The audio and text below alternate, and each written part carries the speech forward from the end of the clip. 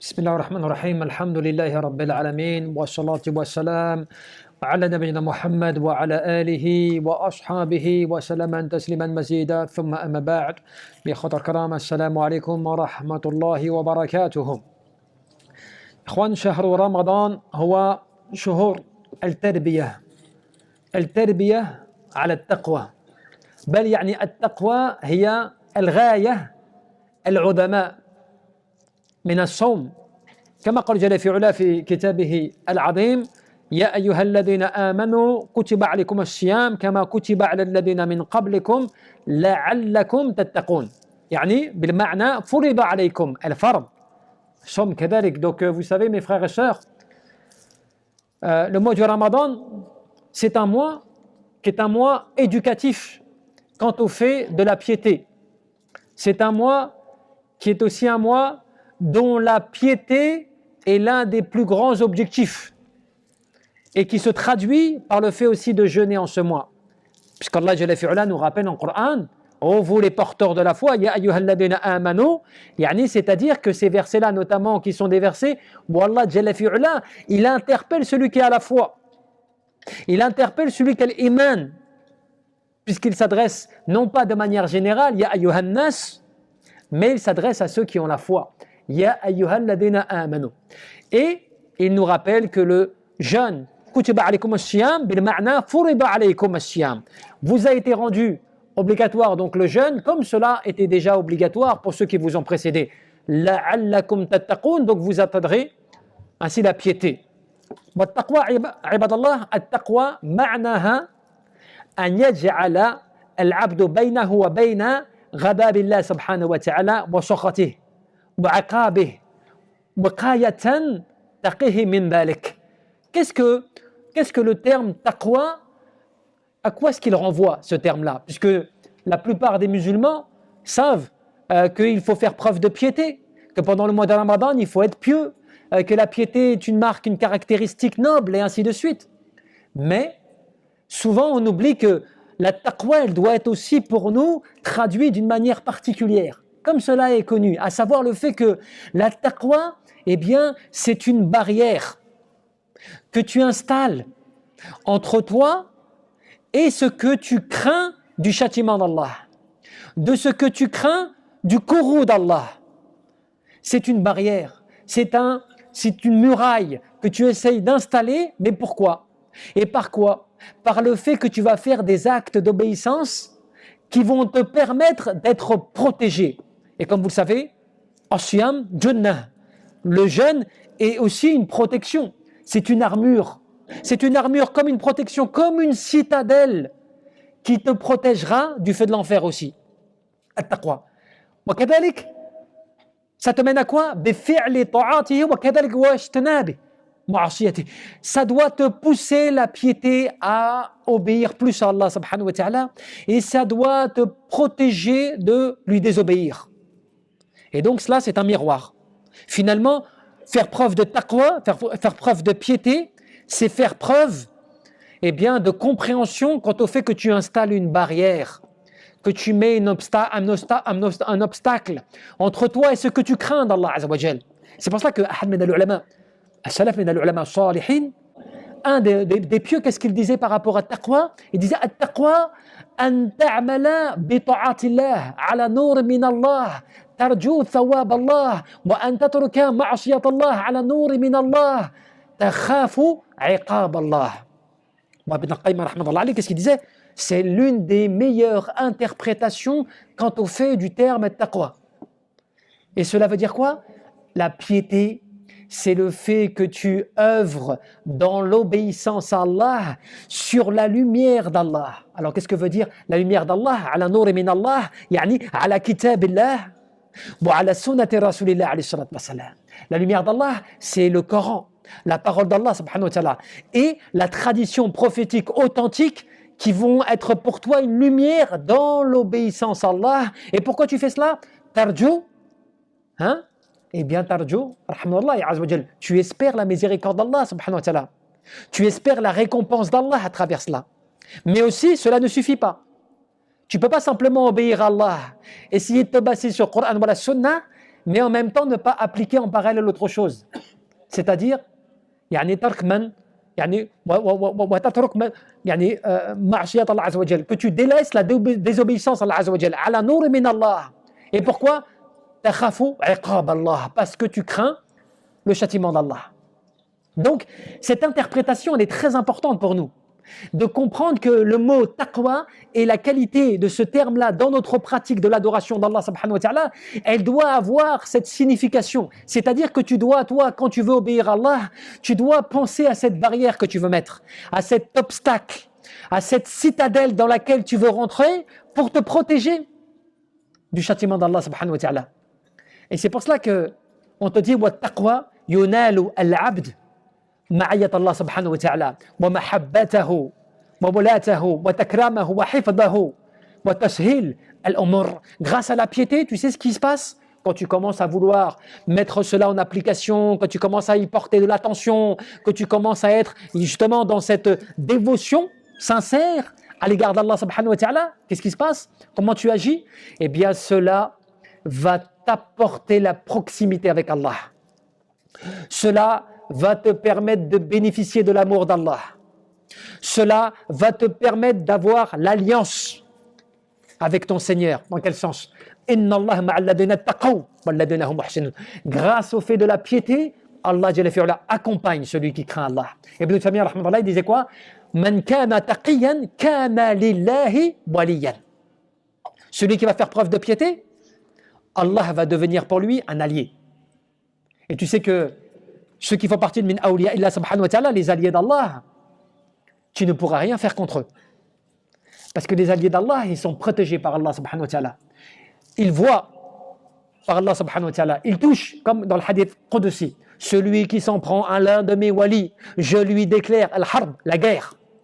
Cela veut dire que c'est un statut, une position, tu vois, une station qui n'est pas donnée à tout le monde. Wa kadalik, grâce à la piété, qu'est-ce qui se passe? مع تكفير الذنوب وتعظيم الأجور, tu vas te faire pardonner tes péchés. Allah Jalla fi'ala va te réformer. يصلح لكم أعمالكم ويغفر لكم ذنوبكم. Allah il va te réformer tes œuvres grâce à la piété et il va te pardonner tes méfaits. Comme tu le retrouves dans le verset, إن تتقوا الله يجعل لكم فرقانا يكفر عنكم سيئاتكم ويغفر لكم. C'est-à-dire que grâce à la piété, Allah il t'accorde une vision, une perception. Eh bien ça t'aide énormément dans la vie. Faut pas oublier que quand alhamdoulilah, tu fais preuve de piété, nous on a l'impression que la piété c'est juste une option. C'est-à-dire tu pries, tu jeûnes, tu fais tout cela, mais c'est pas grave si tu crains pas vraiment Allah Azza wa Jal. C'est pas grave si dans tes paroles tu crains pas Allah. Alors que c'est pas une option, c'est l'âme même de ton action. C'est l'âme de ton action, la piété aussi. C'est-à-dire que c'est elle qui doit alimenter ta volonté de te rapprocher d'Allah subhanahu wa ta'ala. Jusqu'à même le Coran. Le Coran, tu ne vas pas y trouver les guidances que tu veux. Hein. Tu ne vas pas y trouver l'orientation que tu veux. Si tu ne fais pas preuve de piété. Si tu ne rentres pas dans la sphère des pieux.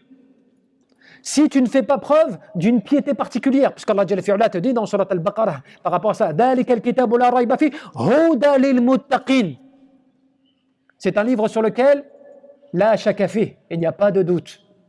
Il n'y a pas, comme on pourrait utiliser un mot qui te permet de te rendre compte à quel point ce mot-là en français, eh bien, il va te dire qu'il n'y a pas moyen de déformer cela. Il n'y a pas de tortuosité possible dans ce livre. Cela veut dire tu ne peux pas attaquer le livre de quelque manière qu'il soit. Pas de doute, c'est la parole d'Allah Azza wa Jal. Mais celui-ci devient un guide pour qui? Pour les pieux. Et c'est pour cela que فالصوم عباد الله يربي يعني في المسلم مراقبة الله سبحانه وتعالى وابتغاءه وجهه بالأعمال وكف يعني النفس عن الحرام. Grâce à la piété, eh bien encore une fois, tu t'éduques, le musulman il s'éduque. Grâce à la piété, le musulman il se rapproche de son Seigneur. Il désire que la face d'Allah subhanahu wa ta'ala dans ses œuvres, par ses actions. Et surtout, il retient son âme de tomber dans le haram. C'est grâce à la piété. Si pendant le mois du jeûne, là, tout le monde, vous savez, tout le monde a quand même un minimum de piété. Hein? Parce que tu sais que si tu n'as pas un minimum de piété, tu n'es pas là en train de prier. Si tu n'as pas un minimum de piété, tu ne vas pas jeûner. Si tu n'as pas un minimum de piété, tu ne vas pas te retenir quand même de faire le haram, tu vois. Donc, tu as un minimum de piété. Faut pas... Le croyant, il a un minimum de piété. Simplement, Allah Jalla fi'ala, Bishiyam, bi Ramadan, il te demande d'augmenter cette piété. Et que tu vas vraiment l'atteindre, tu veux la prunelle de la piété, le miel même de la piété, tu vas l'atteindre grâce à ce mois béni, du mois de Ramadan, tu vois. Mais simplement, il faut que tu fasses attention au fait que tu sors de la piété quand par contre tu lâches des mauvaises paroles, quand tu portes un mauvais comportement. Comme a fait le hadith, quand ta nourriture elle est haram, tes vêtements sont haram, que tu es dans cela, tu vis dans l'illicite, même si tu jeûnes, même si tu pries tout ça et tout, tu entaches ta piété. C'est pour ça qu'on terminera par cela.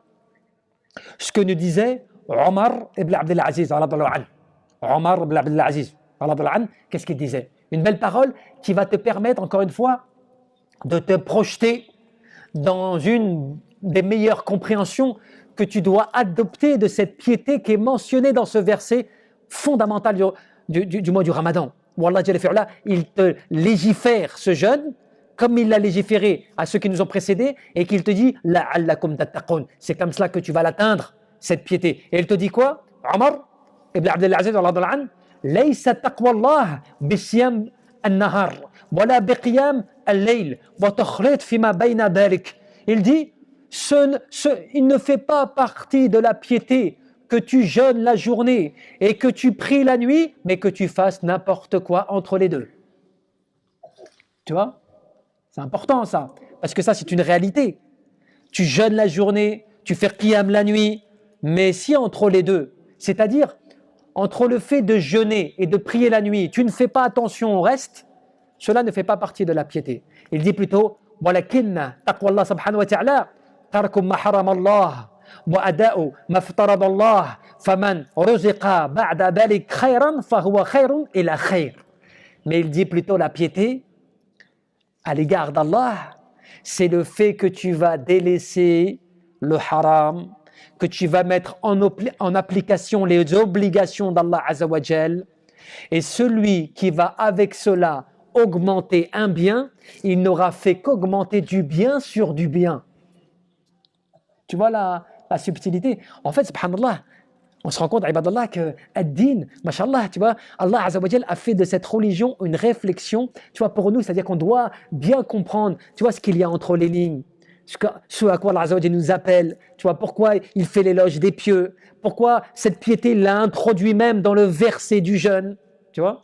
À quel point, tu vois, tout cela figure dans beaucoup de versets coraniques où Allah Jalla fi'ala, il rappelle que c'est par la piété que tu vas atteindre, tu vois, la réussite et ainsi de suite et ainsi de suite.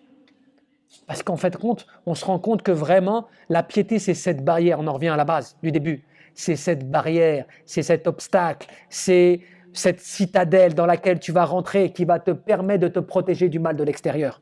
Et cela, on doit l'introduire chez nous, ibadallah, pas simplement dans la mosquée. On ne doit pas simplement le faire dans nos prières et autres. On doit l'appliquer aussi chez nous, dans nos demeures, avec nos épouses, avec nos enfants, leur faire comprendre que, tu vois, c'est cela qui va faire que, tu vois, ton enfant, derrière ton dos, il va faire la prière. Et s'il ne comprend pas c'est quoi taqwa, derrière ton dos, il ne va pas faire la prière. C'est ça qui va faire que chez toi, les gens vont bien faire devant toi. Mais dès que tu vas tourner le regard, ils vont mal faire. Tu vois, c'est ça qui va faire que toi, tu vas adorer Allah, mais à la première occasion illicite, tu vas la saisir. Que au premier désir, tu vas tomber dessus, tu vas pencher. Tu sais pourquoi? T'en reviens là à ce qu'on vient de toucher là, la piété. Quand on a réussi à rentrer la piété dans nos cœurs et qu'on a réussi à rentrer cette piété chez nous, eh bien, même tes enfants, jeunes qui seraient, eh bien, tu n'auras pas besoin de leur répéter est-ce qu'ils ont fait la prière à l'heure? Est-ce qu'ils ont bien fait leurs ablutions? Est-ce qu'ils ont lu un peu le Coran dans la journée? Est-ce que ceci, cela? Et en plus de cela, subhanallah, la piété chez toi, dans la maison, tu sais ce qu'elle fait? Elle vient orner ta maison, elle vient décorer ta demeure, elle vient, tu vois, apporter une lumière, tu vois, d'espérance et de guidance qui fait que même quand tu es dans une adoration simple de piété, Allah il protège ta demeure du mal. Il protège que viennent attaquer chez toi le wasawis min ash-shaytan wal djinn, tous les ambiguïtés et autres. On a nos enfants des fois qui passent de très mauvaises nuits. On a des fois dans nos foyers des problèmes comme cela qui sont liés au monde de l'ghaib, au monde de l'invisible.